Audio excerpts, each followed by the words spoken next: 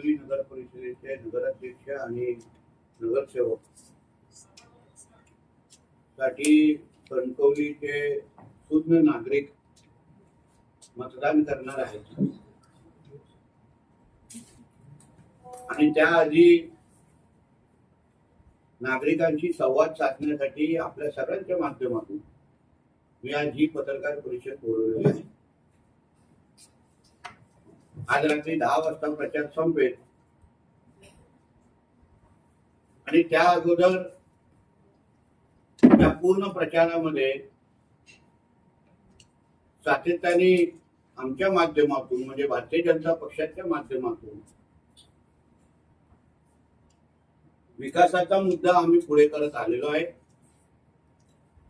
त्यावरच आम्ही निवडणूक लढवणार असं आम्ही स्पष्ट बोललेलो आहे आणि त्या पद्धतीने कृतीतून पण आम्ही दाखवून दिलेला आहे.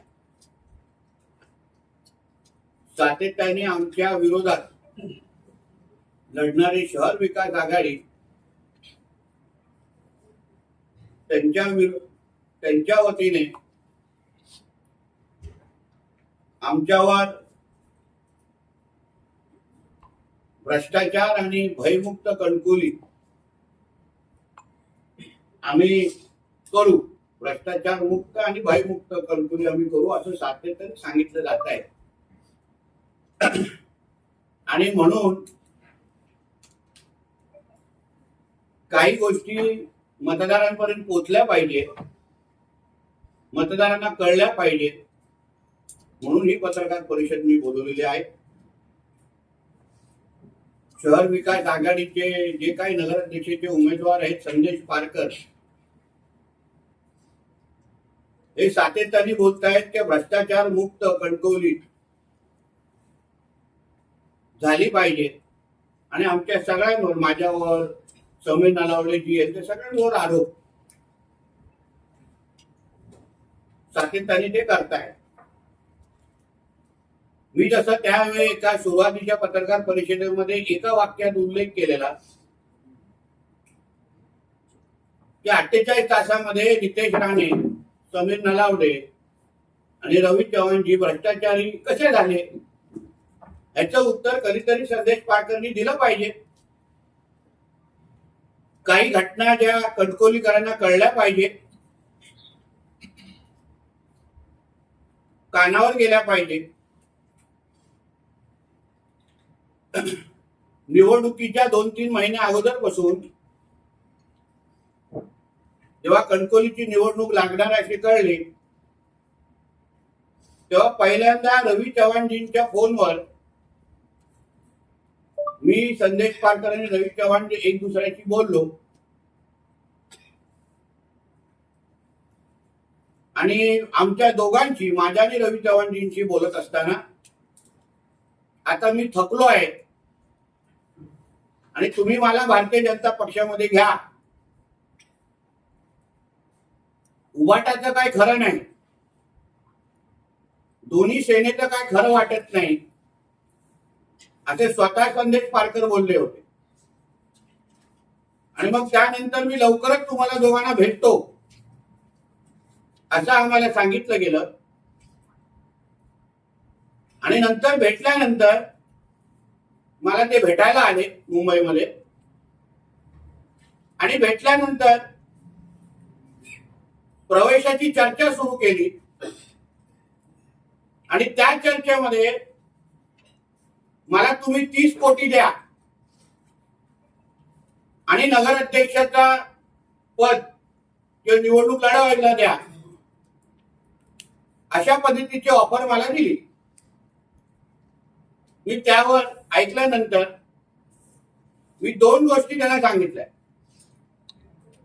एक तर हे आरक्षण ओबीसी ओपन पडल्यानंतर आमच्या वतीने सन्मान्य राणे साहेब, सन्मान्य चव्हाण साहेब आणि आमच्या सगळ्या जणांचं अतिशय स्पष्ट ठरलेलं की आमच्या वतीने आदरणीय समीर नलावडे लढणार, त्याच्यामध्ये काही बदल होणार नाही मी त्यांना सांगितलं. समीर नलावडेजीने एवढ्या वर्षानुवर्ष सन्मान्य राणे साहेबांनी जी त्या निष्ठा त्यांनी दाखवली, ते साहेबांबरोबर राहिले प्रामाणिक पद्धतीने, स्वतःच्या भविष्याचा विचार न करता. मला आठवतं 8 वर्ष अगोदर जेव्हा मी ही निवडणूक आम्ही लढवत होतो, तेव्हा मी स्वतः काँग्रेसचा आमदार होतो. राणेसाहेब भारतीय जनता पक्षाचे राज्यसभेचे खासदार होते आणि आम्ही स्वाभिमान पक्षातून, म्हणजे अक्षरशः इंडिपेंडेंट पॅनल, स्वाभिमान पक्षाच्या वतीने आम्ही लढवण्यासाठी पुढे आलो. तेव्हा समीर नलावडेजीने कधीच माझं काय होणार, हा पक्ष नुसता रजिस्टर आहे, इंडिपेंडेंट आहे, अपक्ष आहे, मी उभा राहिलो तो पडीन का, असा कुठलाच विचार केला नाही. राणे साहेबांनी उभं राहायला सांगितलंय म्हणून मी आणि माझे सहकारी उभे राहणार. डोळ्याला पट्टी बांधून हा राणे साहेबांचा सच्चा कार्यकर्ता, भारतीय जनता पक्षाचा सच्चा कार्यकर्ता तेव्हा उभा राहिला, खरा योद्धा जागा लढला आणि कणकवलीकरांनी त्याला आशीर्वाद दिला. तेव्हा भारतीय जनता पक्ष म्हणजे आदरणीय रवी चव्हाण साहेब आमच्या विरोधात होते,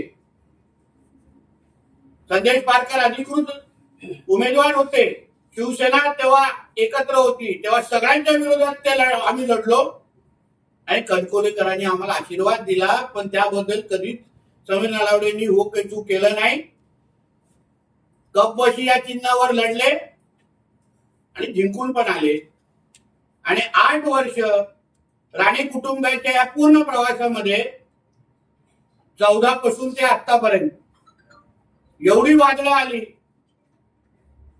अंधार आला, पण कधीच समीर नलावडे सारखे असंख्य आमचे कार्यकर्ते कधी हल्ले नाही, स्वतःबद्दल विचार केला नाही. म्हणून मी त्यांना सांगितलं,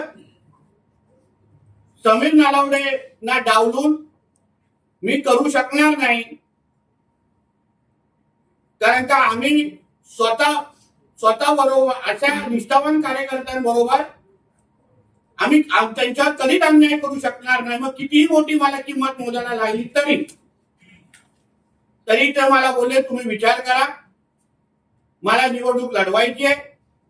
मी त्यांना हेही सांगितलं, तुम्ही आता झालेली विधानसभा तुम्ही हरलेला आहात,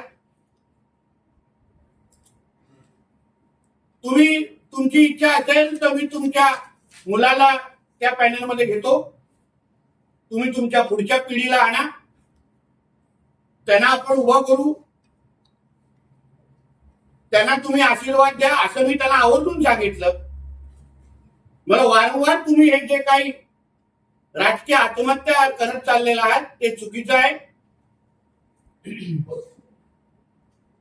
पण तरीही त्यांनी मला सांगितलं तुम्ही विचार करा, आणि ते तिथून निघून गेले.